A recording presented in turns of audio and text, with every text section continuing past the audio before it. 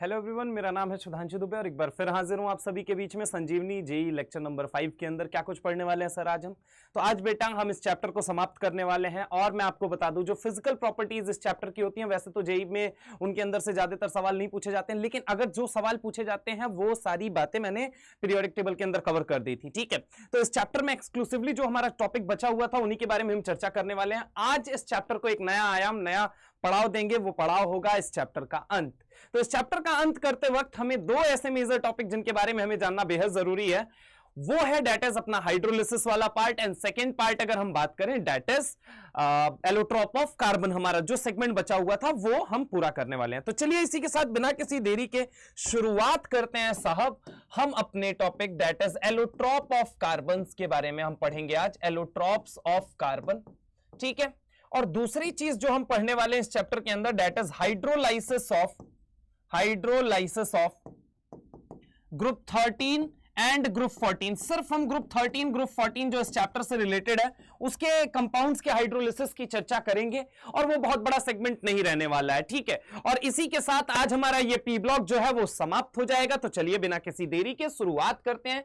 यहां पे सबसे पहली चीज अगर मैं आपसे बात करता हूं बेटा एलोट्रॉप्स ऑफ कार्बन के बारे में, तो अगर हम बात करें कि एलोट्रॉप्स के बारे में अगर हम बात करें तो एलोट्रॉप्स ऑफ कार्बन कौन कौन से एलोट्रॉप्स होते हैं सर? तो बेटा 3 एलोट्रॉप होते हैं। एक होता है कार्बन का डायमंड, ठीक है, एक जो होता है वो कौन सा होता है? डायमंड।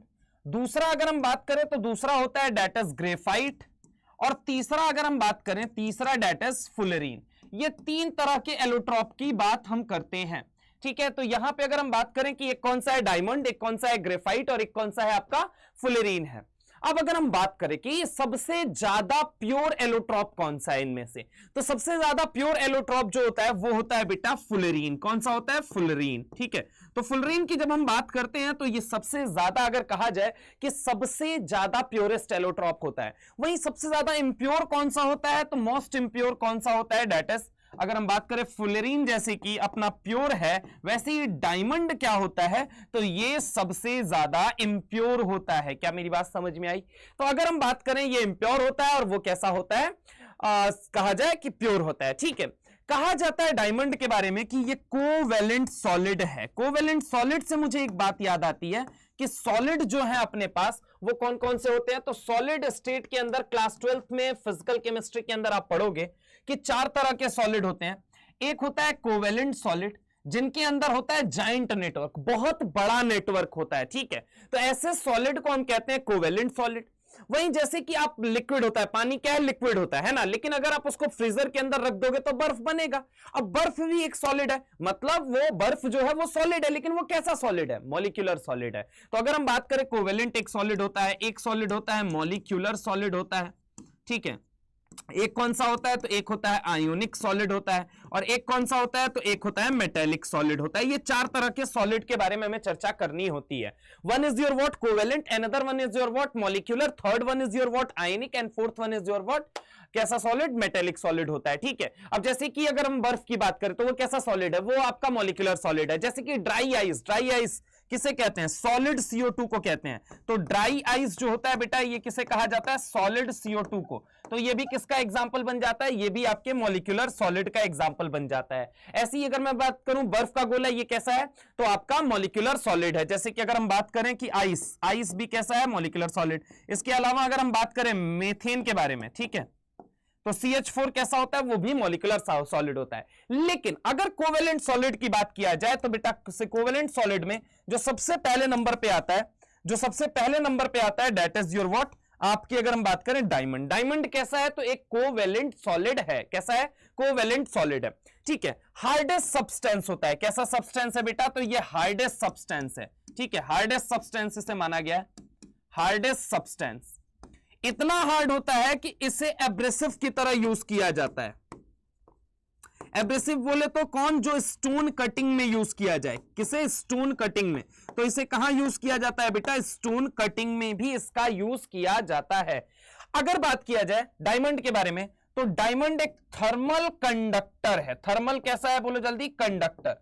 थर्मली ये कंडक्टर की तरह बिहेव करता है, एंड इलेक्ट्रिकली ये इंसुलेटर की तरह बिहेव करता है। इलेक्ट्रिकल इंसुलेटर कहा जाता है इसे, और थर्मल क्या बोला जाता है, कंडक्टर बोला जाता है। ये क्या होता है, थर्मल कंडक्टर और इलेक्ट्रिकल इंसुलेटर है। अब इसके स्ट्रक्चर के बारे में हम थोड़ी सी अगर चर्चा करें तो मान लो ये जैसे कार्बन है, अब ये कार्बन एकदम जाइंट नेटवर्क में जुड़ा होता है, समझ रहे हो मेरी बात को, ये कार्बन जो है ये एकदम जाइंट नेटवर्क के अंदर जुड़ा रहता है। अगर मैं आपसे बात करूं कि कार्बन जो है तो कार्बन जाइंट नेटवर्क के अंदर जुड़ा होता है, ठीक है, कार्बन जो है वो जाइंट नेटवर्क के अंदर जुड़ा होता है, कार्बन जो है वो किसके अंदर, जाइंट नेटवर्क के अंदर जुड़ा होता है, ठीक है। तो कार्बन जो है वो जाइंट नेटवर्क, मतलब ऐसे ही लंबे लंबे ये कार्बन से जुड़ा हुआ है, ठीक है। अब सबसे इंपॉर्टेंट सवाल जो पहला आपसे पूछा जाएगा वो क्या पूछा जाएगा कि एक बात बताओ कि ये कार्बन कार्बन सिंगल बॉन्ड की बॉन्ड लेंथ कैसी होती है। तो जवाब क्या है बेटा कि इस कार्बन कार्बन सिंगल की बॉन्ड लेंथ होती है लगभग 154 पिकोमीटर। कितनी होती है, 154 पिकोमीटर होती है। समझ रहा हूं मेरी बात को। तो यहां पे अगर हम बात करें, अच्छा अगला सवाल कि यहां पे एक कार्बन का हाइब्रिडाइजेशन मुझे बता दीजिए कि एक कार्बन का हाइब्रिडाइजेशन कितना है। तो बेटा देखो हाइब्रिडाइजेशन इज इक्वल टू क्या होता है, सिग्मा प्लस लोन पेयर। तो कार्बन के पास जो लोन पेयर है वो कितना है, 0 बटा सन्नाटा। और वहीं अगर हम सिग्मा की बात करें तो 1 नहीं, 2 नहीं, 3 नहीं, 4 है। तो यानी कि अगर स्टेरिक नंबर की बात किया जाए 4 आ चुका है। चूंकि अगर 4 आ चुका है बेटा तो इसका हाइब्रिडाइजेशन कैसा होगा, तो सर इसका हाइब्रिडाइजेशन अबे हाइब्रिडाइजेशन नहीं भाई, हाइब्रिडाइजेशन sp3 होता है। क्या होता है, sp3 होता है। क्या होता है बेटा, sp3। तो अगर मैं डायमंड के बारे में बात करता हूं तो पहली इंपॉर्टेंट बात कि ये इंप्योर एलोट्रॉप है कार्बन का, सॉलिड होता है। कैसा सॉलिड होता है सर, सॉलिड तो 4 तरीके के हैं, मॉलिक्यूलर भी है, कोवेलेंट भी है, आयोनिक भी है, मेटेलिक भी है। तो आप कौन सा सॉलिड कह रहे हो, तो मैं कह रहा हूं ये कोवेलेंट सॉलिड है। समझ रहा हूं मेरी बात को। अच्छा ये किसकी तरह यूज किया जाता है, तो एब्रेसिव की तरह, स्टोन कटिंग में यूज किया जाता है क्योंकि हार्डेस्ट सब्सटेंस है। थर्मली ये कंडक्टर की तरह बिहेव करता है, बट इलेक्ट्रिकली ये इंसुलेटर की तरह बिहेव करता है। तो यहां पे अगर हम बात करें, अच्छा कार्बन कार्बन की बॉन्ड लेंथ कितनी है, तो 154 पिकोमीटर है, जो कि जेईई मेंस में ऑलरेडी एक बार पूछा जा चुका है। इसके अलावा अगर हम बात करें कि सर इसका हाइब्रिडाइजेशन क्या होगा, तो बेटा जी इसका हाइब्रिडाइजेशन जो होगा वो sp3 होता है। क्या मेरी बात समझ में आई। तो ये कुछ वो जानकारियां जिसको फटाफट से देख लीजिए, नोट कर लीजिए, फिर हम आगे चलते हैं। होप सो कि आप लोगों ने नोट कर लिया है पॉज करके। अब हम आगे चलते हैं और जरा गौर से मेरी बात को सुनिए। बेटा ये इंप्योर क्यों है, अब ये सवाल उठता है कि ये इंप्योर क्यों है। तो होता क्या है बेटा, देखो क्या होता है ना कि इस दुनिया में कोई भी सरफेस ले लो, लेट सपोज दैट मैंने कहा ये डायमंड है मेरे हाथ में, भगवान करे ये डायमंड हो, है ना, समझ रहा हूं मेरी बात को। तो अगर मैंने कहा ये डायमंड है, लेट सपोज, तो होता क्या है कि इसके सरफेस वाले जो कार्बन है, जो एकदम लास्ट वाले कार्बन है, जो लास्ट वाले कार्बन है, उनके पास एक क्या बच जाएगा, फ्री इलेक्ट्रॉन बच जाएगा। क्या बच जाएगा, फ्री इलेक्ट्रॉन। किसकी तरह बोलो बेटा, तो इसके पास क्या बच जाएगा, फ्री इलेक्ट्रॉन। क्या बच जाएगा, फ्री इलेक्ट्रॉन। जरा गौर से यहां पे देखो, यहां पे सरफेस पे क्या बच जाएगा, फ्री इलेक्ट्रॉन बच जाएगा, ठीक है। अब ये फ्री इलेक्ट्रॉन क्या है, तो इसे कहा जाता है फ्री रेडिकल। क्या कहा जाता है बेटा, फ्री रेडिकल कहा जाता है। क्या बोला जाता है, फ्री रेडिकल बोला जाता है। और फ्री रेडिकल क्या होते हैं, तो आप लोगों ने ऑर्गेनिक के अंदर सीखा था, और आपको मैं फिर अपडेट कर देता हूं कि बेटा जो रेडिकल होते हैं वो होते हैं इंटरमीडिएट। क्या होते हैं, इंटरमीडिएट। क्या होते हैं बोलो बेटा, इंटरमीडिएट होते हैं। और इंटरमीडिएट वो होते हैं जिनकी रिएक्टिविटी बहुत ज्यादा क्या होती है, हाई होती है, हाईली रिएक्टिव होते हैं मेरे भाई। मतलब कि इसकी रिएक्टिविटी कैसी है, तो बहुत ज्यादा हाई है, तो ये हाईली रिएक्टिव होता है। हाईली रिएक्टिव होने की वजह से ये अपने आसपास में सराउंडेड जो गैसेस है ना उनको एब्जॉर्ब करता है, ठीक है, उनको एब्जॉर्ब करता है, उनको बहुत तेजी से खींचता है, उनके साथ बहुत जल्दी बॉन्ड बनाता है, जिसकी वजह से आप कोई भी नई चीज लेके आओगे, कोई भी सॉलिड सब्सटेंस लेके आओगे, कोई भी कोवेलेंट सॉलिड सब्सटेंस लेके आओगे, तो आपको देखोगे कि एक टाइम बाद वो गंदा होगा ही होगा। आप घर में नई नई गाड़ी खरीद के लेके आते हो, सरफेस गंदा हो जाता है, दीवार पे पेंटिंग होती है, सरफेस गंदा हो जाता है। कभी सोचा है आपने एप्लीकेशन क्या है उसके पीछे, बेटा वहां पे भी केमिस्ट्री काम कर रही है। सरफेस पे क्या है, डैंगलिंग बॉन्ड आसपास के मॉइस्चर को क्या कर रहा है, आसपास की गैसेस को क्या कर रहा है, बहुत तेजी से एब्जॉर्ब कर रहा है। अब जैसे ही एब्जॉर्ब करेगा तो उनके साथ वो बॉन्ड बनाएगा, बॉन्ड बनाएगा तो वो सरफेस ऑब्वियस है क्या होंगी, वो कंटामिनेट होंगी, वो कहीं ना कहीं क्या होंगी, अगर हम बात करें तो गंदी होंगी, डर्टी होंगी। समझ रहे हो मेरी बात को? तो आप कहीं भी अगर दीवालों पे पेंटिंग कराते हो या फिर कोई नया सब्सटेंस लेके आते हो, लाख उसको कलिन मार मार के साफ कर रहे हो, लेकिन एक समय बाद गंदी हो जा रही है, वजह क्या है? क्योंकि सरफेस पे है डैंगलिंग बॉन्ड, और डैंगलिंग बॉन्ड बोले तो फ्री रेडिकल्स हैं, फ्री रेडिकल बोले तो इंटरमीडिएट है, इंटरमीडिएट बोले तो जिसकी रिएक्टिविटी बहुत ज्यादा हाई है। अब बहुत ज्यादा हाई है तो अपने सराउंडिंग से, अपने एटमॉस्फेयर से वो क्या करेगा, वो कंटामिनेटेड गैसेस को अट्रैक्ट करेगा, और चूंकि रिएक्टिव बहुत ज्यादा है तो बहुत तेजी से बॉन्ड बनाएगा, बहुत तेजी से बॉन्ड बनाएगा। इसका मतलब क्या है कि वो सरफेस गंदा होना तय है। समझ रहा हूं मेरी बात को? तो इसको देख लीजिए। अच्छा, एक और बात अब मैं आपको बताऊं तो एक लाइन लिखी जाती है इसके बारे में, each unit contain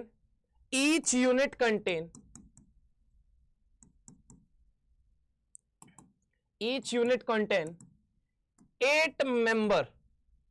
ठीक है, अगर एक यूनिट भी उठा के देखोगे किसकी, डायमंड की, तो आपको पता चलेगा कि उसके अंदर कितने कार्बन है, 8 कार्बन है। 8 मेंबर कह लो या 8 कार्बन कह लो। अब इसके लिए सॉलिड स्टेट में अभी के लिए तो मैं नहीं बता सकता, लेकिन आप जब सॉलिड स्टेट पढ़ोगे क्लास 12th के अंदर तो आपको एक फॉर्मूला बताया जाएगा कि फॉर्मूला होता है that is FCC plus half TV, और जिसकी वैल्यू कितनी आती है बेटा, तो इन दोनों की वैल्यू, इसकी भी वैल्यू 4 आती है और इसकी भी वैल्यू कितनी आती है, 4 आती है। टोटल इसकी अगर हम नेट कैलकुलेट करें तो 8 आती है। तो कहा जाता है ईच यूनिट कंटेन 8 कार्बन, मतलब डायमंड की हर यूनिट कितने कार्बन रखती है, तो 8 कार्बन रखती है। That is FCC plus half tetrahedral void. ठीक है, अगर हम बात करें कि ये कहां पढ़ाया जाएगा सर, तो ये सॉलिड स्टेट क्लास 12th के अंदर जब फिजिकल केमिस्ट्री शुरू होगी तो वहां पे आपके सबसे प्यारे सर आपको बताएंगे, वहां पे कि क्या बताएंगे कि ईच यूनिट कंटेन 8 कार्बन। ऐसा कैसे, समझ रहे हो मेरी बात को? अच्छा, मैंने आपको पहले ही बताया सॉलिड हमेशा दो तरह का है, एक है क्रिस्टलाइन, एक है एमोर्फस। समझ रहे हो मेरी बात को? क्रिस्टलाइन जहां पे सारी एंगल, सारे एजेस, सारे फेसेस एकदम वेल डिफाइंड हो, उनको हम कहते हैं क्रिस्टलाइन सॉलिड। वहीं अगर हम बात करें कि सारे एंगल, सारे एजेस, सारे फेसेस जो है वेल डिफाइंड नहीं है, तो ऐसे सॉलिड को कहा जाता है एमोर्फस सॉलिड। ठीक है, तो अगर हम बात करें कि डायमंड कैसा है, तो डायमंड कैसा होता है, तो डायमंड आपका क्रिस्टलाइन सॉलिड होता है। कैसा होता है? Crystalline solid. तो इसको देख लीजिए, नोट कर लीजिए, फिर हम आगे चलते हैं फटाफट से। चलिए, होप सो कि आप लोगों ने इसे नोट कर लिया, फिर हम आगे चलते हैं। एक और इंपॉर्टेंट बात जो होती है इसके बारे में कि जो डायमंड है ना, इस डायमंड की जो ऑप्टिकल प्रॉपर्टी होती है, क्या होती है? Optical property. इस डायमंड की जो ऑप्टिकल प्रॉपर्टी होती है, ठीक है, वो कैसी होती है? आइसोट्रोपिक होती है। कैसी होती है? आइसोट्रोपिक, मतलब एक समान होती है हर डायरेक्शन में।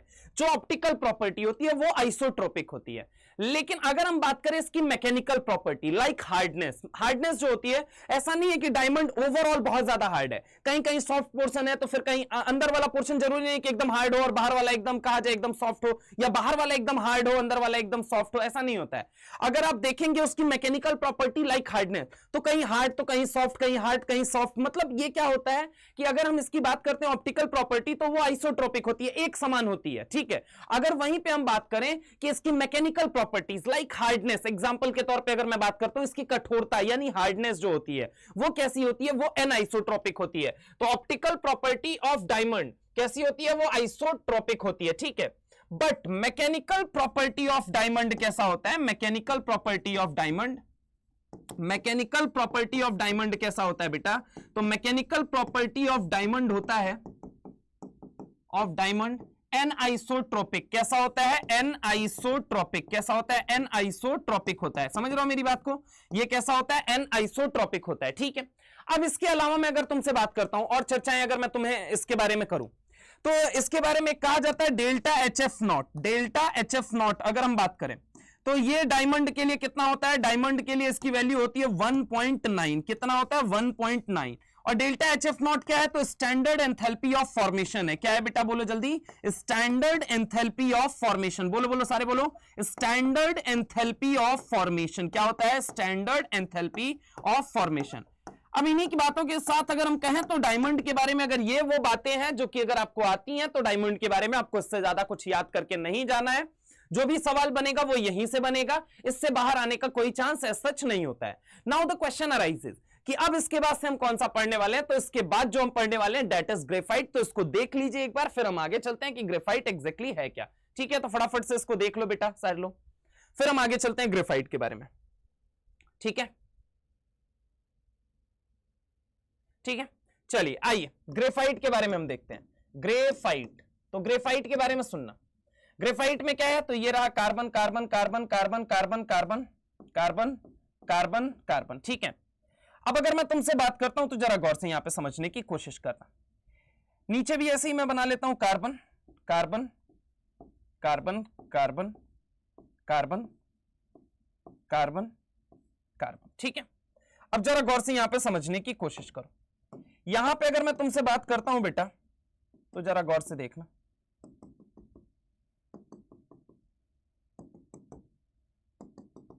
ये कैसा होता है, तो ये लेयर्ड स्ट्रक्चर होता है। कैसा होता है बेटा, बोलो जल्दी। लेयर्ड स्ट्रक्चर होता है। लेयर्ड स्ट्रक्चर मतलब ऐसे कई सारे क्या होती है, लेयर होती है। ठीक है, ऐसे एक पूरी परत ये रही, फिर इसके नीचे ये परत रहती है, फिर ऐसे ही नीचे करते करते ऐसे करते करते लेयर्ड स्ट्रक्चर होता है। इस लेयर्ड स्ट्रक्चर के बीच में जो फोर्स ऑफ अट्रैक्शन है that is weak force of attraction, और इसका नाम है वैन डर वाल फोर्स ऑफ अट्रैक्शन। क्या होता है, वैन डर वाल फोर्स ऑफ अट्रैक्शन। क्या होता है, बोलो बेटा, वैन डर वाल फोर्स ऑफ अट्रैक्शन।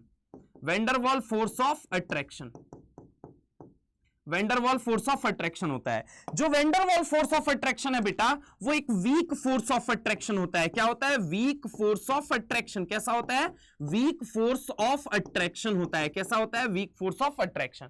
अब ये कैसा है, तो वीक फोर्स ऑफ अट्रैक्शन है। वीक फोर्स ऑफ अट्रैक्शन होने की वजह से ये लेयर एक दूसरे के ऊपर स्लाइड कर सकती हैं। तो यहां पे अगली बात जो होगी that is layer can slide over each other. Layer can slide over each other. Layer can slide over each other. Layer जो है एक दूसरे के ऊपर क्या कर सकती है, स्लाइड कर सकती है। Layer can slide over each other. Layer slide करती है, that is why used as lubricant. किसकी तरह यूज किया जाता है, लुब्रिकेंट की तरह। That's why can be used as, that's why can be used as, that's why can be used as lubricant. किसकी तरह यूज किया जा सकता है इसे, लुब्रिकेंट। तो सर ऐसा तो ऑयल भी किया जा सकता है, लेकिन मैं आपकी बात बताऊं कि बेटा होता क्या है, बड़ी बड़ी इंडस्ट्रीज जो है वहां लुब्रिकेंट के तौर पे किसको यूज किया जाता है, ग्रेफाइट को। वजह क्या है, क्योंकि ग्रेफाइट जो होता है ना बेटा, ग्रेफाइट जो होता है ये एक स्टेबल एलोट्रॉप है कार्बन का। अब समझना क्या होता है कि जो ऑयल है वो हाई टेम्परेचर पे डीनेचर्ड हो जाएगी। ऑयल जो होगी वो हाई टेम्परेचर पे डीनेचर्ड हो जाएगी। लेकिन अगर आप ग्रेफाइट को एज अ लुब्रिकेंट यूज करेंगे तो इसकी डेल्टा HF0 की वैल्यू क्या होती है, 0 होती है। क्या होती है, 0 होती है। फिर से सुनना कि अगर हम बात करें कि लुब्रिकेंट के तौर पर सर हम ऑयल को भी यूज कर सकते हैं, तो ऑयल नहीं यूज किया जाता है। क्यों सर, क्योंकि बेटा क्या होता है, oil will denature at high temperature. जैसे ही इसको हाई टेम्परेचर मिलेगा ये क्या हो जाएगा, डीनेचर हो जाएगा, टूट जाएगा। समझ रहे हो, फ्रेगमेंट्स में। ठीक है, तो अगर हम बात करें डीनेचर्ड हो जाएगा। अगर ऑयल की बात करोगे तो वो हाई टेम्परेचर पे टूट जाएगा। लेकिन ग्रेफाइट ऐसा नहीं होता है। ग्रेफाइट क्या होता है, वो डीनेचर नहीं होता है। क्यों नहीं होता है, वजह तो सबसे पहले ये बताओ। तो अगर मैं बात करूं, graphite is a stable allotrope, is a stable allotrop, is a stable allotrop of carbon, allotrop of carbon, allotrop of carbon. Hence it can be used as, hence it can be used as, it can be used as, hence it can be used as lubricant, lubricant in industries. Industries के अंदर ये lubricant के तौर पे use किया जा सकता है। समझ रहे हो मेरी बात को। अब सुनना जरा गौर से, अगर मैं तुमसे बात करता हूं तो समझो। ऐसा क्यों, क्योंकि इसका डेल्टा HF0 जो होता है बेटा वो होता है 0। इस डेल्टा HF0 के 0 होने की वजह से ये एक स्टेबल एलोट्रॉप माना जाता है। किसका, कार्बन का। तो इसीलिए हम कहते हैं डेल्टा HF0 होने की वजह से, 0 होने की वजह से ये स्टेबल एलोट्रॉप होता है। किसका, स्टेबल एलोट्रॉप ऑफ कार्बन। ठीक है, तो स्टेबल एलोट्रॉप ऑफ कार्बन कहा जाता है। And that is why graphite जो होता है हाई टेम्परेचर पे डीनेचर्ड नहीं होता है, टूटता नहीं है। इस वजह से इंडस्ट्रीज के अंदर ग्रेफाइट को किसके तौर पे यूज किया जाता है बेटा, लुब्रिकेंट के तौर पे यूज किया जाता है। इसके अलावा अगर हम बात करें तो बेटा ये सॉफ्ट होता है। ग्रेफाइट कैसा होता है, सॉफ्ट होता है। अच्छा, सॉफ्ट होने के साथ साथ अगर मैं बात करूं तो यहां पे क्या होता है, पाई बॉन्ड का मूवमेंट होता है। क्या होता है? पाई बॉन्ड का मूवमेंट। पाई बॉन्ड के मूवमेंट्स की वजह से due to movement of pi electron के मूवमेंट की वजह से it behave like a conductor, मतलब ये किसकी तरह बिहेव करता है? कंडक्टर की तरह। तो इसके अंदर पाई इलेक्ट्रॉन्स होते हैं, और पाई इलेक्ट्रॉन्स क्या होते हैं? तो हम बात करें कि लेयर के क्रॉस में अगर हम बात करें तो एक क्रॉस द लेयर अगर हम बात करते हैं तो क्या होता है, उनमें पाई इलेक्ट्रॉन का मूवमेंट देखा जाता है। मूवमेंट होने की वजह से ये किसकी तरह बिहेव करता है? कंडक्टर की तरह। तो due to the movement of pi electron, आपको पता है इलेक्ट्रॉन के मूवमेंट से कंडक्टिविटी आती है, ठीक है। तो वैसे ही due to movement of pi electron it behave as conductor. किसकी तरह बिहेव करता है? कंडक्टर की तरह। It behave as conductor. समझ रहा हूं मेरी बात को? और चूंकि कंडक्टर की तरह बिहेव करता है, इसीलिए इलेक्ट्रोलाइसिस के फिनोमेना में जो कहा जाता है इलेक्ट्रोड्स बनाने के लिए उपयोग में लिया जाता है, वो कार्बन का एलोट्रोप ग्रेफाइट को लिया जाता है। तो अगर हम बात करें, चूंकि since it behave as conductor, that is why, यहां पे लिखता हूं मैं, एक minute, since it behave like behave as conductor, like क्या? Behave as conductor, hence it is used in making electrodes बनाने में इसका उपयोग किया जाता है। तो अगर हम बात करें कि ये किसकी तरह बिहेव करता है? कंडक्टर की तरह बिहेव करता है, इसी वजह से इलेक्ट्रोड्स बनाने में हम किसका उपयोग करते हैं? Allotrope of carbon, that is graphite का उपयोग करते हैं। तो इसको देख लीजिए, नोट कर लीजिए, फिर हम आगे चलते हैं फटाफट से। तो फटाफट से इसको देख लो सारे लोग। होप सो की उम्मीद है कि आप लोगों ने नोट कर लिया होगा। आइए देखते हैं। अगर मैं तुमसे बात करूं बेटा, जैसे मैंने तुम्हें बताया, ये क्या है? कार्बन। ये क्या है? कार्बन। ये क्या है? कार्बन। ये क्या है? कार्बन। ये क्या है? कार्बन। ये क्या है? कार्बन। ऐसे ही अगर मैं बात करूं, ये क्या है? कार्बन। ये क्या है? कार्बन। अगर मैं तुमसे बात करता हूं, ऐसे ही समझा देता हूं। ये मान लो एक एक लेयर जो होती है वो जुड़ी रहती है। समझ रहा हूं मेरी बात को? ये जुड़ी हुई है, ठीक है। ये नीचे एक लेयर होती है, ये लेयर 1, ठीक है। फिर नीचे एक लेयर है, लेयर 2, ठीक है। फिर ये एक लेयर है, लेयर 3, ठीक है।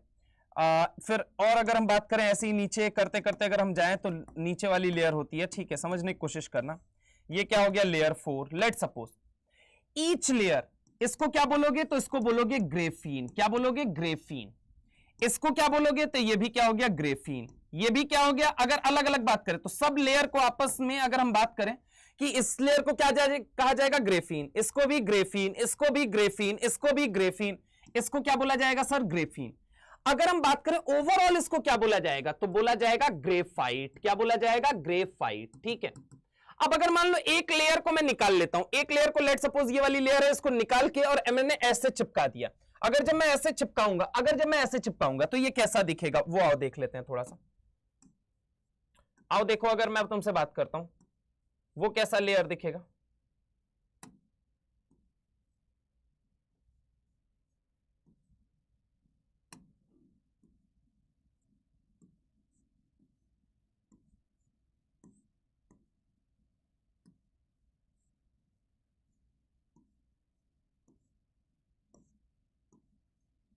ठीक है।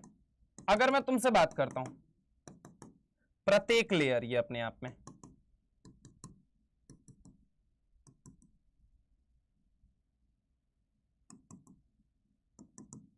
अब मैं अगर तुमसे बात करता हूं तो जरा गौर से देखना।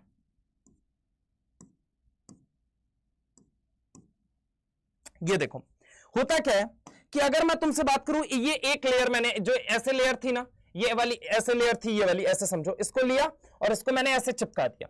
जब चिपकाया तो मुझे क्या नजर आएगा कि यहां पे होगा पाई इलेक्ट्रॉन का मूवमेंट। किसका होगा बेटा? पाई इलेक्ट्रॉन का मूवमेंट होगा, ठीक है। इस पाई इलेक्ट्रॉन के मूवमेंट से इसके अंदर क्या कहा जाता है? ये किसकी तरह बिहेव करता है? कंडक्टर की तरह। लेकिन समझो, ये जो एक लेयर है, उसके नीचे एक लेयर है, उसके नीचे एक लेयर है, सबसे नीचे एक लेयर है। तो आप मुझे एक चीज बताइए, अगर मैं तुमसे बात करूं अक्रॉस द लेयर, गलती से भी थोड़ी देर पहले मेरे मुंह से अक्रॉस निकल गया था। अक्रॉस मतलब ऐसे। अगर मैं तुमसे बात करूं ऊपर से नीचे कंडक्शन होगा, या अगर हम बात करें अलोंग द लेयर होगा, मतलब इस लेयर में अपना अलग कंडक्शन होगा, इसका अपना अलग कंडक्शन होगा, नीचे वाले का अपना अलग कंडक्शन होगा।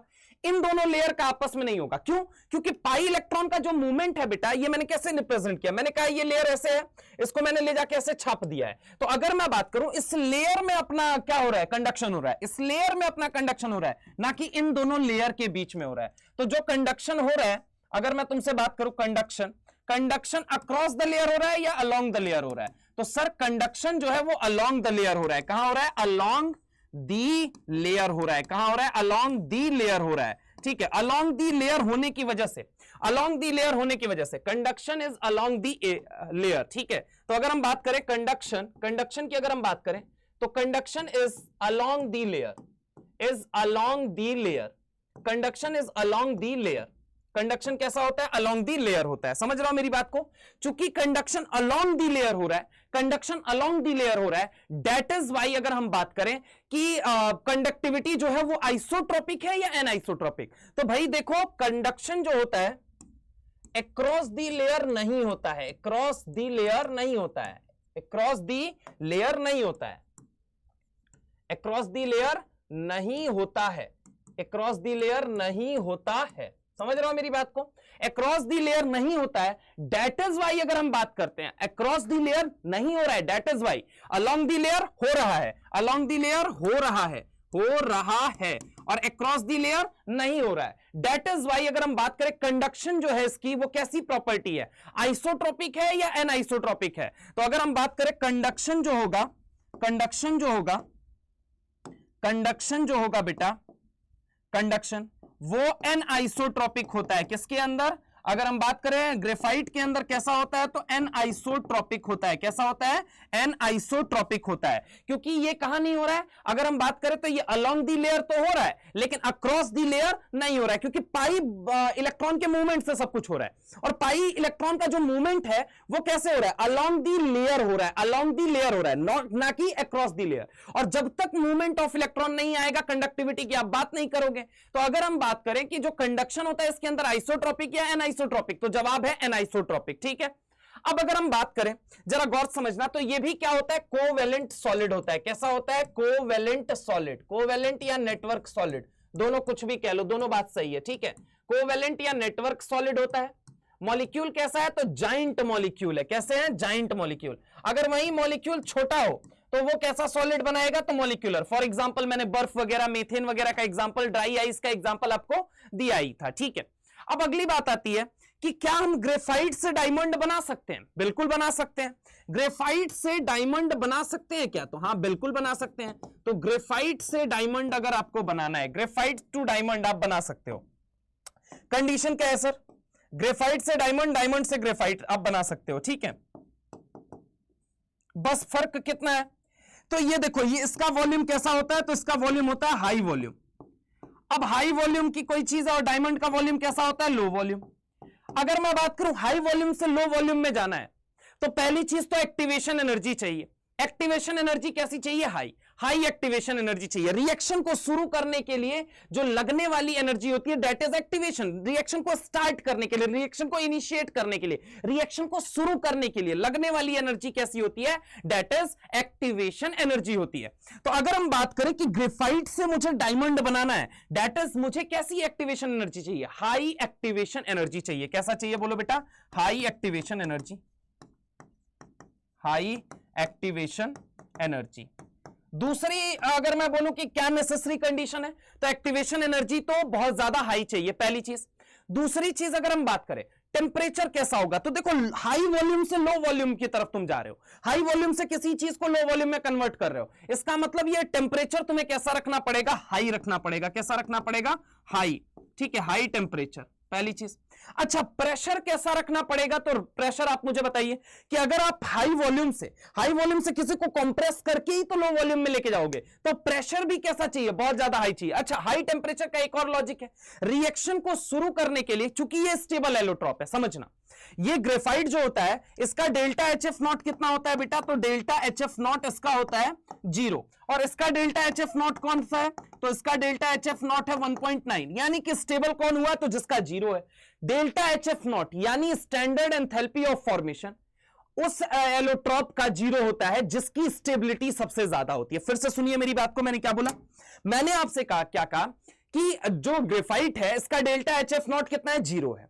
अगर इसका डेल्टा HF0 0 है और इसको क्या बनाना है, बोलो जल्दी, डायमंड बनाना है। अब समझने की कोशिश करो, डेल्टा HF0 0 उस एलोट्रॉप का होता है या उस सब्सटेंस का होता है जिसका स्टेबिलिटी बहुत ज्यादा हो, जो सबसे ज्यादा स्टेबल हो। तो अगर मैं बात करूं इसका 0, इसका 1.9, मतलब कौन ज्यादा स्टेबल है, तो सर जवाब है ग्रेफाइट बहुत ज्यादा स्टेबल है कंपेयर टू डायमंड। यानी कि स्टेबल चीज से क्वाइट अनस्टेबल चीज आप बना रहे हो। यानी कि आप एक बात मुझे बताओ, टेंपरेचर बहुत ज्यादा लगाना पड़ेगा। दूसरी चीज सुनो, एक्टिवेशन एनर्जी हाई क्यों है, क्योंकि भैया स्टेबल से अनस्टेबिलिटी की तरफ तुम मूव कर रहे हो, समझ रहे हो। ग्रेफाइट जो है वो मोस्ट स्टेबल एलोट्रॉप है कार्बन का, वहीं डायमंड जो है वो कम स्टेबल है। तो मोस्ट स्टेबल से थोड़ा कम स्टेबल की तरफ जाओगे तो एक्टिवेशन एनर्जी यानी रिएक्शन को शुरू करने के लिए लगने वाली एनर्जी हाई होगी, यानी हाई एक्टिवेशन एनर्जी चाहिए, पहला लॉजिक। दूसरा लॉजिक सुनो आप कि डेल्टा HF0 इसका 0 है और इसका 1.9 है, तो अगर 0 से 1.9 की तरफ जाओगे यानी एक्टिवेशन एनर्जी ज्यादा चाहिए, मतलब टेंपरेचर ज्यादा आपको लगाना पड़ेगा। दूसरी चीज सुनो, हाई वॉल्यूम से लो वॉल्यूम की तरफ जा रहे हो, यानी कि इसको कंप्रेस करोगे। कंप्रेस करने के लिए अगर मैं बात करूं तो बहुत ज्यादा प्रेशर तुमको लगाना पड़ेगा। तो वो प्रेशर अगर हम बात करें कितना, तो मतलब मान के चलो 25,000 एटमॉस्फेरिक प्रेशर वगैरह, तो इतना तो नॉर्मल होता है। तो पहली कंडीशन हाई एक्टिवेशन एनर्जी, दूसरी चीज high temperature, and third one is high pressure.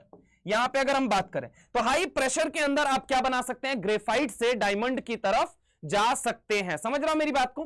तो यहां पे अगर हम बात करें कि ये कुछ इंपॉर्टेंट बातें थी जिसके बारे में हमें जानना था, इसको देख लीजिए फटाफट से, फिर हम आगे चलते हैं, ठीक है।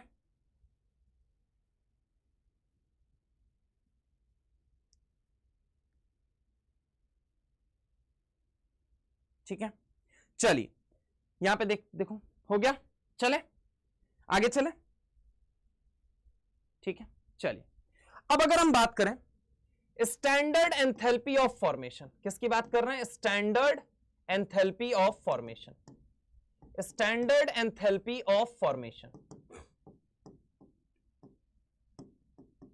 यानी कि इसे हम क्या बोलते हैं, डेल्टा HF0, ठीक है, डेल्टा HF0। अगर हम बात करें कि ग्रेफाइट के लिए कितना होता है, तो ग्रेफाइट के लिए होता है सर 0, और वहीं डायमंड के लिए अगर हम बात करें, डायमंड के लिए कितना होता है 1। वहीं अगर हम बात करें फुलेरीन के लिए, तो फुलेरीन के लिए होता है 38 पॉइंट समथिंग होता है। समझ रहा हूं मेरी बात को। यानी कि अगर हम बात करें सर डेल्टा HF0 जिसका 0, उसका क्या मतलब है, डेल्टा HF0 या फिर standard enthalpy of formation, standard enthalpy of formation, delta HF0 या फिर स्टैंडर्ड एंथैल्पी ऑफ फॉर्मेशन उस एलोट्रॉप का 0 होता है, उस एलोट्रॉप का 0 होता है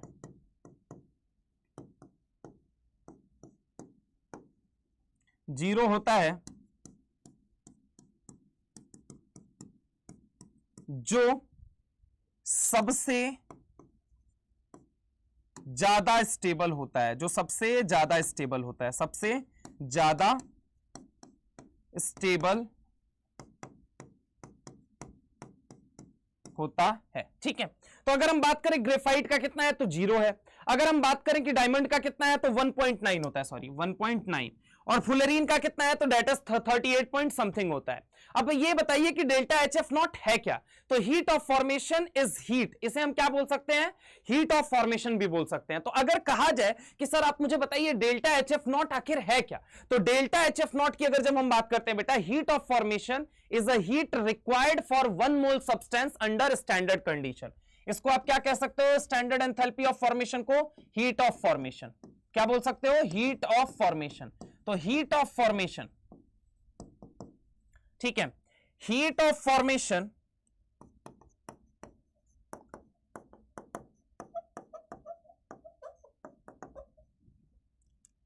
is a heat required for formation of 1 mole substance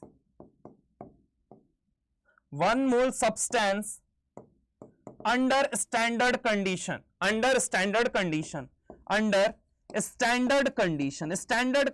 के अंदर, अंडर स्टैंडर्ड कंडीशन, समझ रहे हो, अंडर स्टैंडर्ड कंडीशन, समझ रहे हो। 1 मोल सब्सटेंस को बनाने के लिए जो हीट रिक्वायर्ड होती है स्टैंडर्ड कंडीशन के अंदर, उसे ही हम क्या कहते हैं, heat of formation, that is standard enthalpy of formation. ठीक है, इस अकॉर्डिंग अगर तुमसे बात किया जाए स्टेबिलिटी, बताइए आप मुझे सारे एलोट्रॉप्स के बीच में, तो स्टेबिलिटी सबसे ज्यादा किसकी होगी, ग्रेफाइट, उसके बाद किसकी होगी बेटा, तो डायमंड, और उसके बाद किसकी होगी बेटा, तो फुलेरीन, समझ रहे हो। तो ये होता है स्टेबिलिटी का ऑर्डर, ये होता है क्या, स्टेबिलिटी का ऑर्डर। ठीक है, तो सबसे ज्यादा स्टेबल एलोट्रॉप कौन सा है, तो ग्रेफाइट है। प्योरेस्ट एलोट्रॉप बोला जाए तो फुलेरीन है। समझ रहे हो मेरी बात को। इसके अलावा तमाम बातें होती हैं जिसको आप जान सकते हैं, लेकिन जानने की कोई मतलब है नहीं उसको, तो इसको आप देख लीजिए, नोट कर लीजिए, फिर हम आगे चलते हैं फटाफट से। चलिए चलिए आगे चले। Now the next turn come for what, अगर मैं तुमसे बात करता हूं फुलेरीन, ठीक है, अब फुलेरीन के बारे में क्या बात की जाती है, तो देखो इसका स्ट्रक्चर कैसा होता है, समझो। अगर मैं तुमसे बात करता हूं, इसका स्ट्रक्चर जो होता है वो केज लाइक स्ट्रक्चर होता है, फुटबॉल लाइक स्ट्रक्चर, समझ रहे हो, ये कैसा होता है, फुटबॉल लाइक स्ट्रक्चर।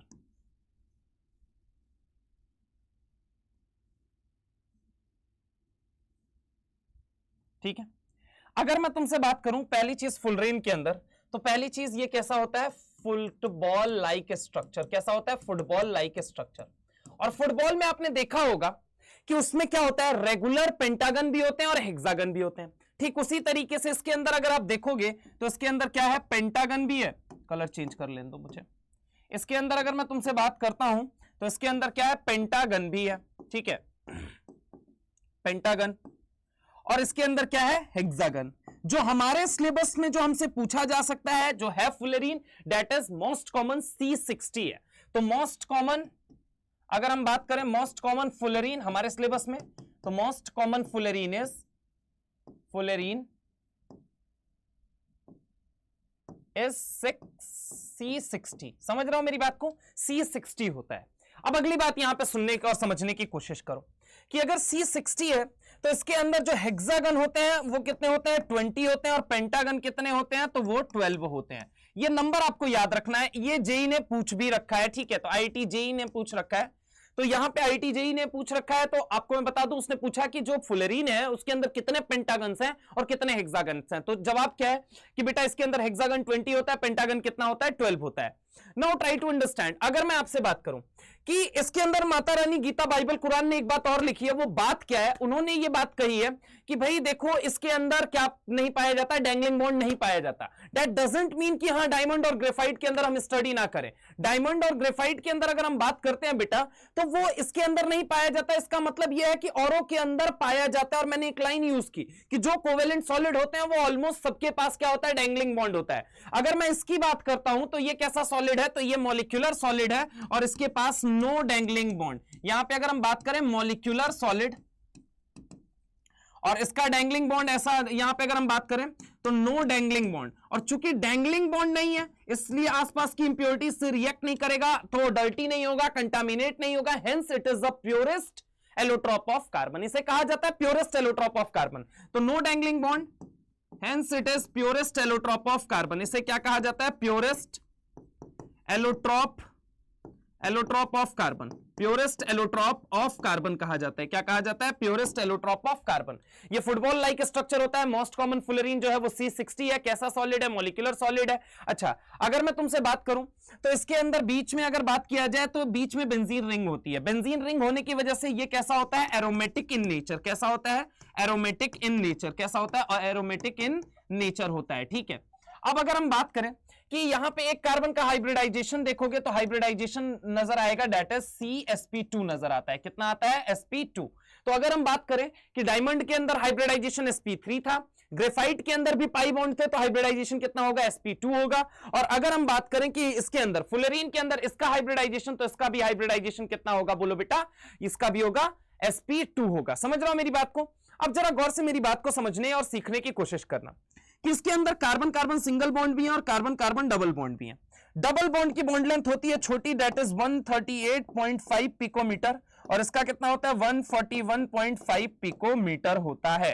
तो अगर हम बात करें इसकी बॉन्ड लेंथ की, इसकी बॉन्ड लेंथ की बात करें तो बॉन्ड लेंथ कितना होता है, तो बॉन्ड लेंथ इस कार्बन कार्बन सिंगल बॉन्ड का कितना होता है, 141 पिकोमीटर, एंड डबल बॉन्ड का 138.5 पिकोमीटर होता है। समझ रहा हो मेरी बात को? अब अगर मैं तुमसे बात करता हूं तो जरा गौर से मेरी बात को सुनना, और कि चलो sp2 तो हो गया, इस पेंटागन और हेक्सागन को निकालने का एक मेरे पास तरीका है। हेक्सागन को निकालने का तरीका होता है h is equal to half upon 2n minus 10। अब n की वैल्यू, जैसे कि हमारे सिलेबस में मोस्ट कॉमन कौन सा है, तो C60 है, तो h is equal to n की वैल्यू कितनी हो जाएगी, हाफ 60 माइनस 10, तो 2 से ये कितना चला गया, 30, 30 माइनस 10 कितना आ गया, 20। वैसे याद रखने का तरीका, हेक्सागन कितने कार्बन की रिंग है, तो सर 6 कार्बन की, वहीं पेंटागन तो सर 5 कार्बन की है, तो 5 वाला नंबर में कम होता है, 6 वाला नंबर में ज्यादा होता है। तो हेक्सागन कितने हैं, 20 हैं, पेंटागन कितने हैं, 12 हैं। पेंटागन कितने हैं, 12 हैं, और हेक्सागन कितने हैं, 20 हैं। क्या ये मेरी बात समझ में आई तुमको? फटाफट से देखो यहां पे, फटाफट, ठीक है। अब अगर हम आगे एक और बात करते हैं कि कार्बन इन C60 यहीं पे लिख देता हूं, नेक्स्ट पेज क्या लूं, इन C60 कार्बन कार्बन लिंक कितना होता है। तो अगर मैं बात करूं एक कार्बन कितने कार्बन से लिंक्ड है, ये वाले कार्बन की अगर हम बात करें 3, तो ये आधा इसका हिस्सा है और आधा इसका हिस्सा है। समझ रहा हूं मेरी बात को, कि अगर मैं बात करूं ये वाला बॉन्ड आधा इसका हिस्सा है और आधा इसका हिस्सा है, ऐसे ही अगर मैं बात करूं आधा इसका ये हिस्सा है और ऐसे ही ये वाला आधा, तो आधा आधा एक और आधा कितना हो गया, 1.5। तो इन C60 कार्बन कार्बन लिंक कितना होता है, एक कार्बन कार्बन बॉन्ड का कितना लिंक होता है, बोलो जल्दी।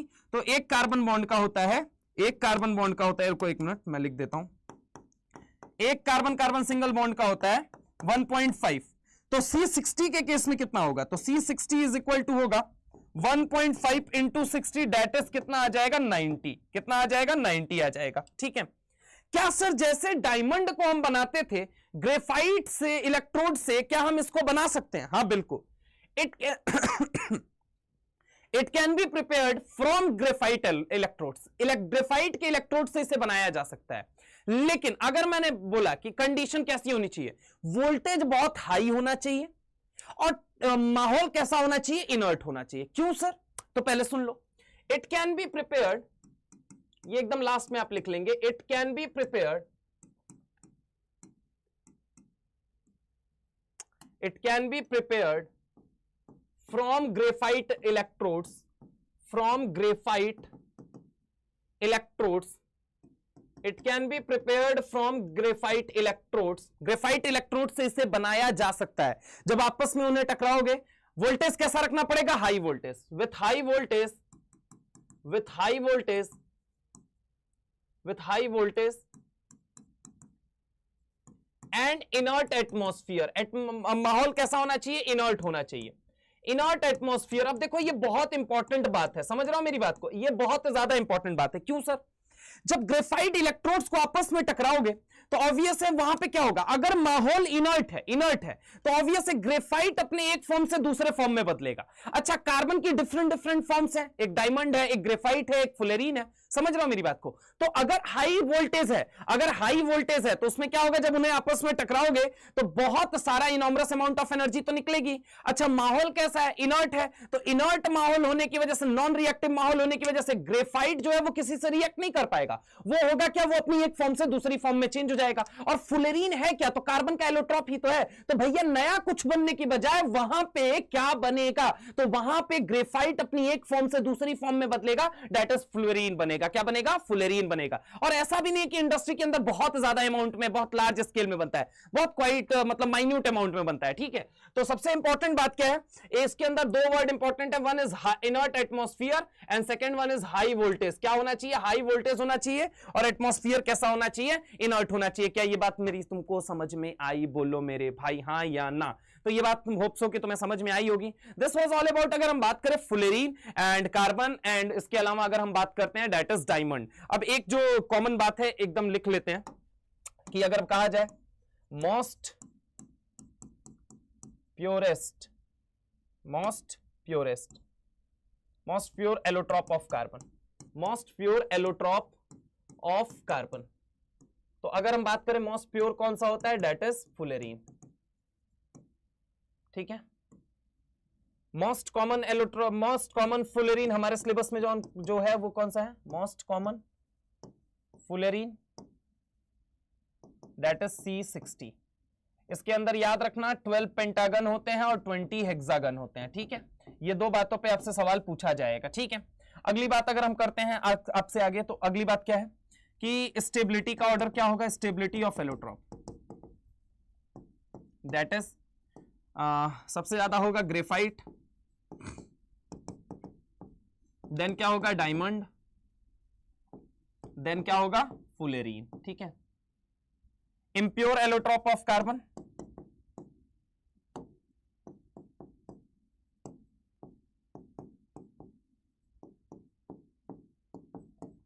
इम्प्योर एलोट्रॉप ऑफ कार्बन कौन सा होता है, डेट इज डायमंड। क्या इसके पास डैंगलिंग बॉन्ड होता है, तो यस डैंगलिंग बॉन्ड होता है, डैंगलिंग बॉन्ड।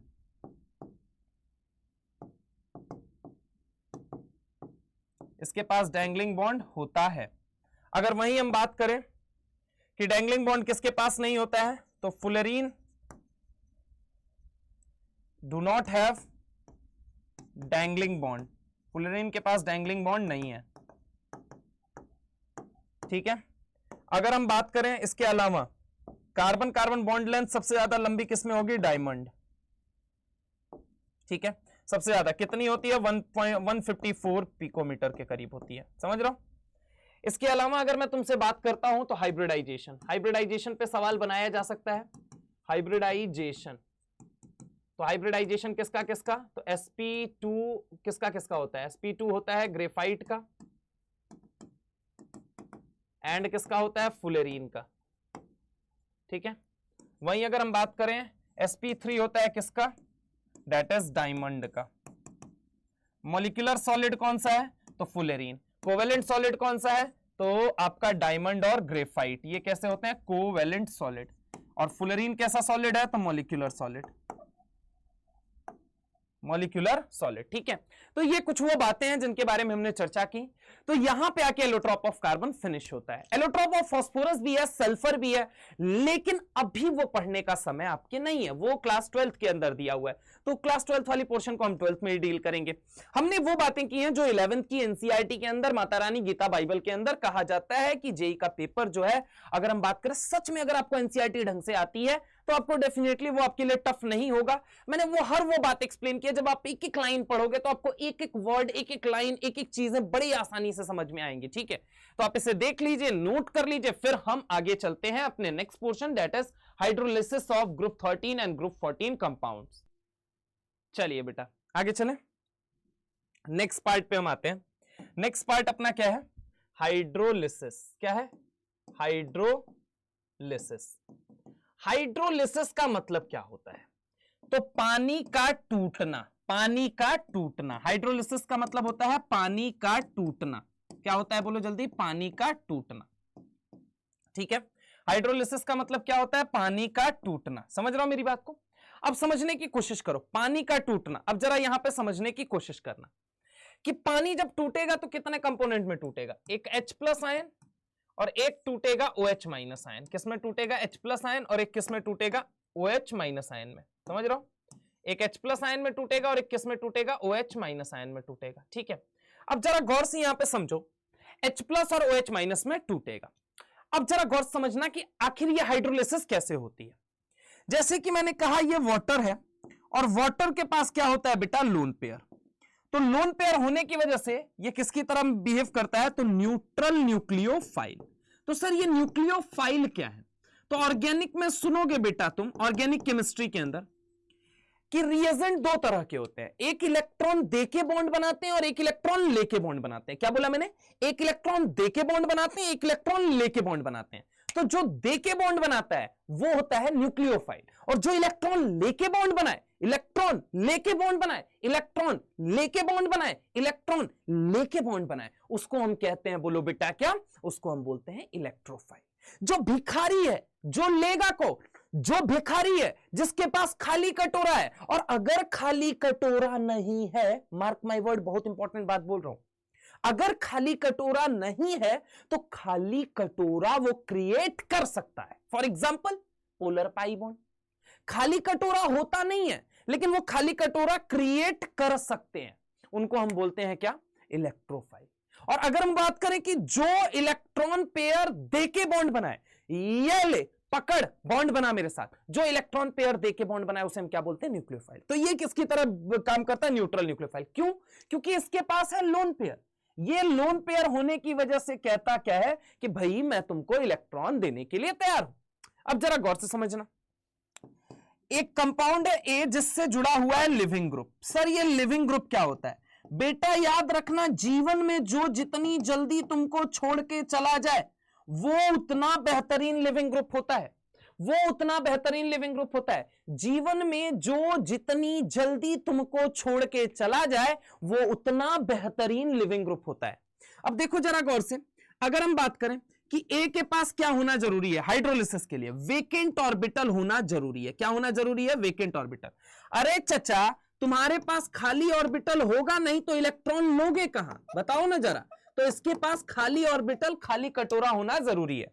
तो ये ऑक्सीजन क्या करेगा, अपना लोन पेयर उठा के देगा, अपना लोन पेयर उठा के देगा, तो लिविंग ग्रुप यहां से निकल जाएगा। लिविंग ग्रुप क्या होता है? जिंदगी में जो जितनी जल्दी छोड़ के चला जाए वो उतना बेहतरीन लिविंग ग्रुप था। तो अगर मैं बात करता हूं यहां पे कितने इलेक्ट्रॉन है? 2। तो अगर ये इलेक्ट्रॉन पेयर लेके निकल गया, ये इलेक्ट्रॉन पेयर लेके क्या कर गया, बोलो बेटा, इलेक्ट्रॉन पेयर लेके निकल गया, इलेक्ट्रॉन पेयर लेके निकल गया, तो ये किसकी तरह काम करेगा? लिविंग ग्रुप की तरह। नाउ ट्राई टू अंडरस्टैंड, यहां पे क्या बनेगा, यहां पे बन गया O, ये रहा H, ये रहा H, और यहां पे ये क्या बन गया, A के साथ बॉन्ड, और यहां पे क्या निकल गया, लिविंग ग्रुप माइनस। ऑक्सीजन के सर पे आया पॉजिटिव चार्ज। क्यों? क्योंकि ऑक्सीजन बनाता है 2 बॉन्ड, बना कितने लिए, 3 बॉन्ड, बना कितने लिए, 3 बॉन्ड। तुरंत क्या कहेगा, चल हट, हाइड्रोजन कहीं का बड़ा आया मेरे साथ बॉन्ड बनाने, भाग यहां से। समझ रहे हो कितना? क्योंकि ये 2 ही बॉन्ड बनाता है, बना कितने लिए, 3। सर पे कैसा चार्ज आ गया, पॉजिटिव। और ऑक्सीजन है कैसा, एक कहा जाता है हाई इलेक्ट्रोनेगेटिव एटम है, एक कहा जाता है कि हाई इलेक्ट्रोनेगेटिव एटम है, हाई इलेक्ट्रोनेगेटिव एलिमेंट है। अगर मैं तुमसे बात करूं, एक अच्छे घराने, एक ताकतवर घराने, एक स्ट्रॉन्ग घराने का एलिमेंट है जो अपने सर पे पॉजिटिव नहीं रखना चाहता, तो क्या कहेगा, चल हट, हाइड्रोजन कहीं का बड़ा आया मेरे साथ बॉन्ड बनाने, और हाइड्रोजन का इलेक्ट्रॉन अपने पास छीन के रख लेगा। तो यहां से तो H प्लस भिखारी निकल गया, और साथ में क्या बन गया, ये पॉजिटिव और ये नेगेटिव क्या हो गया, न्यूट्रलाइज हो गए। तो एग्जैक्टली बना क्या, तो ये बन गया AOH प्लस। अब ये H प्लस नामक भिखारी क्या करेगा, तो लिविंग ग्रुप के पास जाएगा कि पता है तुम्हारे चक्कर में तुम उसे छोड़ के निकले, उसके सर पे पॉजिटिव आया और उसने मुझे छोड़ दिया। मेरे भाई वो कहता है ठंड रख लाला, तू टेंशन मत ले, मैं तेरे साथ बॉन्ड बनाऊंगा, और यहां पे HLG का बॉन्ड बन गया। समझ रहा हो मेरी बात को? तो this is something called hydrolysis. ये क्या है, हाइड्रोलिसिस है। क्या है बोलो बेटा, हाइड्रोलिसिस है। तो यहां पे हाइड्रोलिसिस का और कुछ और कॉन्सेप्ट नहीं है। अच्छा एक सवाल और है कि वाटर जो है यहां पे किसकी तरह काम कर रहा है, ऑक्सीडाइजिंग या रिड्यूसिंग? तो मेरे भाई ना तो ऑक्सीडाइजिंग एजेंट का काम कर रहा है और ना ही रिड्यूसिंग एजेंट का काम कर रहा है, ना तो ये ऑक्सीडाइजिंग एजेंट ना तो ये रिड्यूसिंग एजेंट। तो यानी कि ये कैसी रिएक्शन है, तो ये नॉन रेडॉक्स रिएक्शन है। कैसी रिएक्शन होती है, नॉन रेडॉक्स रिएक्शन। कैसी रिएक्शन होती है, नॉन रेडॉक्स। कैसी होती है बोलो बेटा, नॉन रेडॉक्स रिएक्शन। कैसी होती है, नॉन रेडॉक्स रिएक्शन। अगली बात अगर हम बात करें यहां पे जरा गौर से समझना कि ये कैसी, ये अगर ऑर्गेनिक केमिस्ट्री में अगर हम बात करें तो ये कौन सी मैकेनिज्म को फॉलो कर रही है, तो SN2 मैकेनिज्म को। किसको फॉलो कर रही है, SN2 मैकेनिज्म को। अब SN2 को पढ़ते कैसे हैं, तो N का मतलब होता है न्यूक्लियोफिलिक। क्या होता है, न्यूक्लियोफिलिक। S का मतलब क्या होता है, सब्स्टिट्यूशन, न्यूक्लियोफिलिक सब्स्टिट्यूशन। और 2 का मतलब क्या है, तो बाईमोलिक्यूलर, न्यूक्लियोफिलिक सब्स्टिट्यूशन बाईमोलिक्यूलर। समझ रहे हो? तो ये क्या होता है, न्यूक्लियोफिलिक सब्स्टिट्यूशन बाईमोलिक्यूलर रिएक्शन को अगर हम बात करें उस मैकेनिज्म को फॉलो करता है। ठीक है, तो चलिए अब हम आगे चलते हैं, इसको देख लीजिए, नोट कर लीजिए पहले, फिर हम आगे चलते हैं फटाफट। ठीक है, चलिए अब सबसे पहली चीज, ग्रुप 13 में 2 हाइड्रोलिसिस आपको जो एकदम हमेशा याद रखनी है। ग्रुप 13 एक होता है BCl3, एक क्या होता है, BCl3, आपको ग्रुप 13 के अंदर याद रखना है BCl3, ठीक है।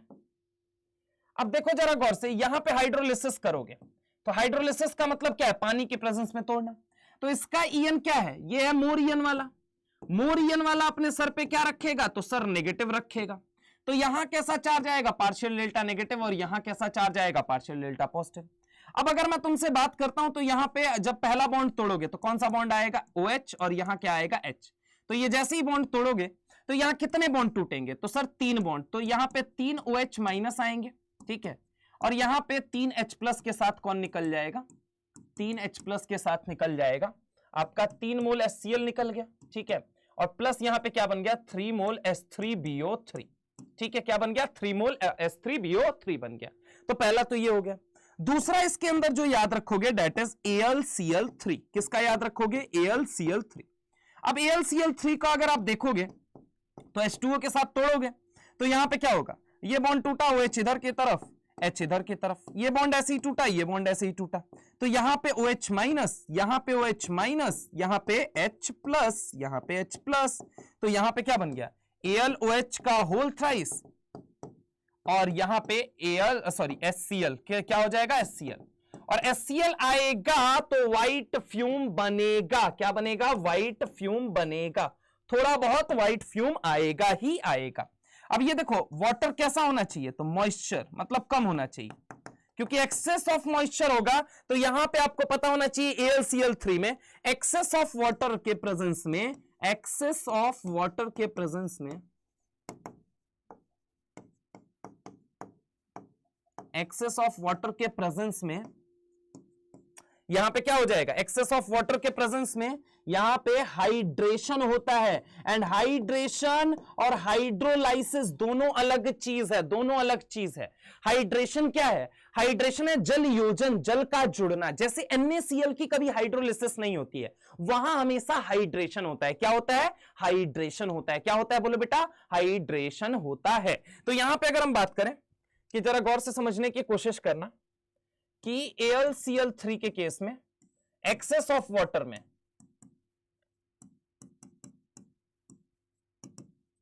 एक्सेस ऑफ वाटर में अगर हम बात करें तो यहां पे क्या होता है, Al+3 aqueous plus Cl minus aqueous. समझ रहे हो मेरी बात को, Al+3 एक्वस और Cl माइनस एक्वस, और यहां पे क्या होता है, हाइड्रेशन। क्या होता है, हाइड्रेशन, ठीक है। और वहीं अगर हम बात करें मॉइस्चर की प्रेजेंस में, यहां क्या होता है, तो मॉइस्चर की प्रेजेंस में होता है हाइड्रोलाइसिस, हाइड्रोलाइसिस होता है, ठीक है। तो ये थी ग्रुप 13 के बारे में। अब ग्रुप 14 के बारे में आपको किसको किसको याद रखना है, तो ग्रुप 14 के बारे में अगर मैं तुमसे बात करूं बेटा,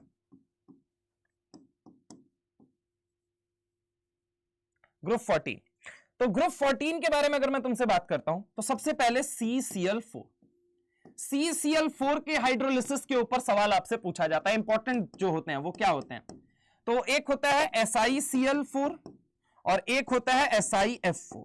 समझ रहा हो, तो यहां पे अगर मैं तुमसे बात करता हूं बेटा, अगर आप इसकी हाइड्रोलिसिस करते हो तो देखो इंपॉर्टेंट बात क्या है, यहां पे जो होता है नो हाइड्रोलिसिस। अरे ऐसे कैसे नो हाइड्रोलिसिस, हमने तो बड़ी अच्छी अच्छी किताबों के अंदर पढ़ा है कि उसके अंदर हाई टेम्परेचर वगैरह पे हाइड्रोलिसिस होती है। बेटा इन जनरल आप एनसीईआरटी, माता रानी, गीता, बाइबल, कुरान को अगर आप देखेंगे तो गीता, बाइबल, कुरान, एनसीईआरटी हमारी ये कहती है CCl4 का हाइड्रोलिसिस नहीं होता है, क्योंकि हाइड्रोलिसिस में वो बताते हैं कि ये क्या है, ये नॉन पोलर कंपाउंड है, ये पोलर कंपाउंड है, तो इस वजह से हाइड्रोलिसिस पॉसिबल नहीं है। बहुत सारी अदर फैक्टर्स भी हैं। लेकिन अगर मैं तुमसे बात करूं कि अगर कोई स्टैंडर्ड बुक देखोगे तो वहां पे तुमको ये लिखा मिलेगा CCl4 का हाइड्रोलिसिस हाई टेम्परेचर पे हो जाता है। बेटा नो डाउट अगर टेम्परेचर बढ़ाओगे तो वहां पे क्या होगा, ये CCl बॉन्ड टूट जाएगा। पहली चीज समझो ऐसा क्यों नहीं हो रहा है, क्योंकि देखो मैंने क्या बोला कि हाइड्रोलिसिस में क्या होता है, ऑक्सीजन अपना लोन पेयर डोनेट करेगा। कहां डोनेट करेगा चाचा, यहां वेकेंट ऑर्बिटल तो है ही नहीं, तो नो वेकेंट ऑर्बिटल होने की वजह से यहां पे हाइड्रोलिसिस नहीं हो पाएगी, यहां पे हाइड्रोलिसिस नहीं हो पाएगी। समझने की कोशिश करना, नो वेकेंट ऑर्बिटल, यहां कोई खाली ऑर्बिटल नहीं है, दैट इज व्हाई यहां हाइड्रोलिसिस नहीं हो पाएगी, समझने की कोशिश करना। That is why यहां पे कहा जाता है हाइड्रोलिसिस नहीं हो पाएगी। लेकिन स्टैंडर्ड बुक्स में अगर आप देखोगे किसी अगर मतलब अच्छी किताब में, तो आपको यह लगेगा कि टेम्परेचर जब बढ़ाएंगे तो हाइड्रोलिसिस हो जाती है। क्यों? क्योंकि देखो होगा क्या, टेम्परेचर जब बढ़ाओगे तो क्लोरीन वैसे ही टूट के अलग हो जाएगा, कार्बन क्लोरीन, तो कार्बन के ऊपर क्या हो जाएगा, पॉजिटिव चार्ज। पॉजिटिव चार्ज यानी खाली कटोरा क्रिएट हो जाएगा। दैट इज वाई यहां पे हाइड्रोलिसिस कराओगे तो हाइड्रोलिसिस पॉसिबल हो जाती है। समझ रहे हो मेरी बात को? अगर हम बात करें तो जरा गौर से देखो, अब SiCl4 की अगर हम बात करते हैं तो देखना जरा गौर से। SiCl4 के केस में कहा जाता है, चूंकि Si के पास क्या है, वेकेंट ऑर्बिटल है। क्या है? Vacant orbital. ठीक है, तो इसके पास क्या होता है, तो यहां पे ये वाटर है और ये वाटर सीधा अटैक कर देगा। अगर जैसे ही अटैक करेगा तो यहां पे क्या बन जाएगा, दैट इज SiOH का होल 4 बन जाएगा, प्लस क्या बन जाएगा बेटा, तो प्लस अगर मैं यहां पे बात करूं कि यहां पे बन जाता है आपका HCl बन जाएगा। क्या बन जाएगा? HCl बन जाएगा। वही अगर SiF4 की अगर हम बात करते हैं तो SiF4 के केस में क्या होगा, तो SiF4 के केस में क्या होगा वो देखो। SiF4 के केस में क्या होता है, SiF4 के केस में यहां पे होता है SiOH का होल 4 प्लस बन जाता है SiF6-2। अब ये कैसे हो गया, तो ये तो बात अब समझने वाली है कि हाँ ये ऐसे कैसे हो गया। पहली चीज तो इसको हम कहते हैं सिलिक एसिड। क्या बोलते हैं? सिलिक एसिड। ठीक है, अब देखो कहा जाता है कि जनरली जो पी ब्लॉक के ऑक्साइड और हाइड्रोक्साइड्स होते हैं बेटा, वो कैसे होते हैं, एसिडिक होते हैं नेचर में। कैसे होते हैं? एसिडिक। ऐसी अगर मैं बात करूं, ये सिलिक एसिड जो होता है ये कैसा होता है, एसिडिक होता है। ये हाइड्रोक्साइड है पी ब्लॉक का, तो यानी कि ये कैसा होगा, एसिडिक होगा। बात ये आती है कि सर ये SiF6 कैसे बना। देख बेटा होता क्या है एक्चुअल में, जब SiF4 को तोड़ते हो तुम, हाइड्रोलिसिस करते हो, तो यहां क्या बनता है, SiOH का होल 4 प्लस क्या बनता है, 4HF। अब 4HF जो है ये एक तगड़ा एसिड है। क्या है? तगड़ा एसिड। तगड़ा एसिड क्या करेगा, H+ देगा। अगर ये H+ देगा, समझने की कोशिश करना, तो बाजू में क्या बनेगा, F-। ठीक है, अब मान लो ये 2 मोल है। ठीक है, तो दूसरे वाले मोल के पास क्या होगा, वेकेंट ऑर्बिटल होगा। वेकेंट ऑर्बिटल होगा तो ये यहां अटैक कर देगा। अटैक कर देगा तो क्या बनाएगा, SiF6-2। तो सर ऐसा तो यहां पे भी होना चाहिए था, यहां पे क्यों नहीं हुआ? क्योंकि बेटा इसलिए नहीं हुआ यहां पे क्योंकि SiCl6-2 नहीं बनता है। मैंने याद करो बताया था, मैंने बताया था स्टेरिक हिंड्रेंस की वजह से SiCl6-2 नहीं बनता है, जबकि SiF6-2 बनता है। क्या ये बात समझ में आई? So this was all about, अगर हम याद करें कि CCl4 हाइड्रोलाइज नहीं होता है, अगर हम बात करें SiCl4 की अगर हम बात करते होता है, SiF6 के बारे में अगर हम बात करें तो यहां पे क्या क्या प्रोडक्ट बनता है, दैट इज SiOH का होल 4 एंड SiF6-2। इसी के साथ अगर मैं आपसे बात करूं तो इस पी ब्लॉक के सिनेमा पे अंतिम पर्दा फिर से गिर गया है। नेक्स्ट लेक्चर में मिलते हैं एक नए चैप्टर, नई शुरुआत के साथ। तब तक के लिए ठीक है, बस मस्त रहिए, जबरदस्त रहिए। और कुछ बात कहते हैं, अच्छी बात यह है, बहुत बहुत धन्यवाद इतनी देर मेरे लेक्चर को सुनने के लिए। मिलते हैं नेक्स्ट टर्न पे, चलिए बाय बाय।